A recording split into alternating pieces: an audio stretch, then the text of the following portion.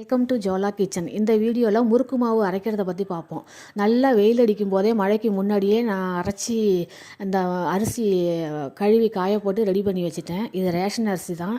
நல்லா பளிச்சுன்னு கொடுத்தாங்க. அந்த நேரம் பார்த்து வாங்கி கழுவி காய போட்டு வச்சுருக்கேன்.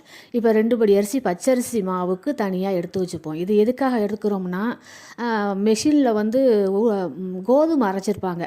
அந்த அரைச்ச கையோடு நம்ம முறுக்கு மாவு போட்டோம்னா முறுக்கு வீணாக போய்டும், நல்லா வராது. அதனால் முன்னாடி இந்த 2 படி அரிசி மாவை போட்டு அரைச்சி நான் அள்ளிப்பேன். அதன் பிறகு தான் முறுக்கு மாவு அரைப்பேன். எப்போ அரைச்சாலுமே இப்படி தான் செய்வேன்.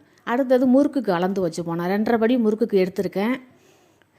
எப்படி இருந்தாலும் இந்த வேலைகளெல்லாம் நம்ம எப்படி இருந்தாலும் செஞ்சு தான் ஆகணும் தீபாவளிக்காக. அதனால் முன்கூட்டியே எல்லா பொருள்களும் வீட்டில் சேகரம் பண்ணி எல்லா பொருள்களையும் நீட்டாக ரெடி பண்ணி வச்சு சீக்கிரமாக வேலையை முடித்து அரைச்சி வச்சிட்டோம்னா மழையில் போய் கூட்டத்தில் நிற்க தேவையில்லை. டென்ஷன் ஃப்ரீயாக இருக்கலாம். ஐயோ, கழுவி காயப்போட வெயில் இல்லையே, மழை வந்துட்டு, அந்த யோசனைக்கே வேலை கிடையாது. முன்னாடியே செஞ்சு வச்சிட்டோம்னா ஃப்ரீயாக இருக்கலாம். இப்போ 2.5 படி போட்டோமா, 2.5 டம்ளர் உருட்டு உளுந்து சேர்த்துப்போம். இது 100 கிராம் டம்ளர். இது இப்போ பொன்னிறமாக வறுத்து அரிசியோடு சேர்த்துக்கலாம். எப்பொழுதுமே பெண்கள் நம்ம தான் பிளான் பண்ணி இதை இப்படி செய்யணும், அதை அப்படி செய்யணும், இதை முன்னாடி செய்யணும், இதை பின்னாடி செய்யணும்னு பிளான் பண்ணிக்கணும். மழையில் போட்டு எல்லாத்தையும் ஒன்றா போட்டு பிரட்டிட்டு நிற்கக்கூடாது. அதுக்காக தான் இந்த வீடியோவே உங்களுக்கு போட்டிருக்கேன்.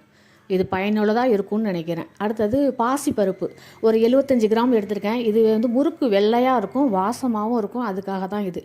இந்த பாசிப்பருப்பும் உளுந்தும் நல்லா ஆறுனதுக்கப்புறம் மெல்லில் கொடுத்து அரைச்சிட்டு வந்துடுவோம்.